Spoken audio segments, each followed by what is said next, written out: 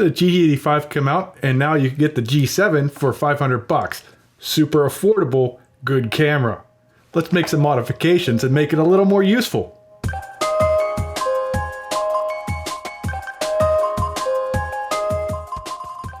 So people that have worked with a G7 before, I'm sure they realize that one of the downsides to this camera is definitely that the SD card is in the bottom compartment with the battery instead of on the side like just about every camera. So what I did to solve that is I actually got a SD card extender, which is on a ribbon cable, and I very cheaply strapped it down onto my camera battery with some rubber bands and a hair tie. It's not a beautiful solution, but it does get the SD card out of the camera. I don't have to pull my camera off of the rig in any way, but I did have to modify the door for the battery compartment to make this work out so that I could get that cable out from the compartment where the SD card sits to this extension. At some point, I would like to build a box for that so that I actually have a place for the SD card to slide into that's on a fixed mount so that it's not just gum band to it. But for me personally, I never had anybody question whenever I bootstrap stuff onto a rig.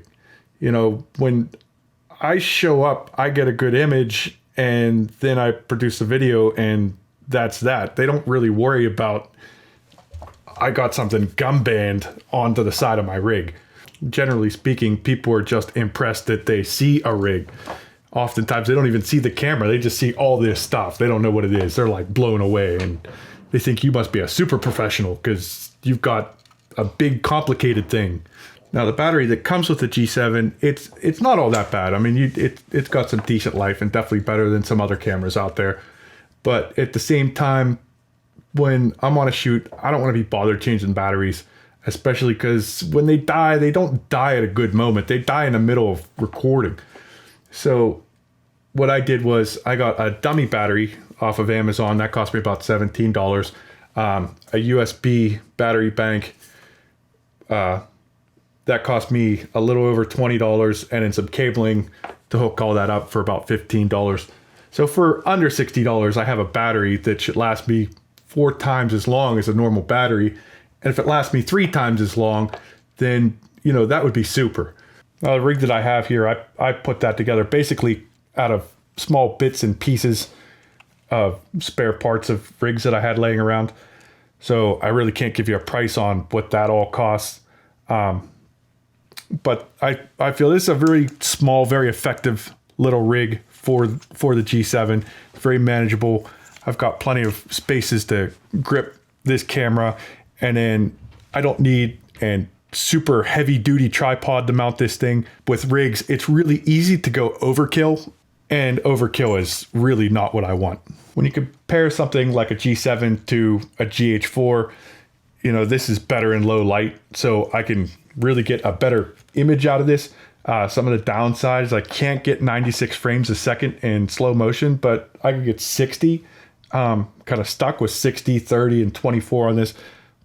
But that's something I can make that work. I don't really do a lot of slow motion, and like I said, that's plenty slow motion for me. The other thing that this camera doesn't have that the GH4 does is that you can record unlimited 4K on the GH4, but you can't record unlimited 4K on this. You're limited to that 29 minutes, 59 seconds. Now, of course, there is a way to modify this, and I'll put a link in the description below. You could basically put this camera into its service mode, and once it's in that service mode, it'll give you that ability to just do unlimited 4K video, or as much as your card will allow you to record. And then if you see there, the record time listed on this camera right now is 41 minutes and 4 seconds.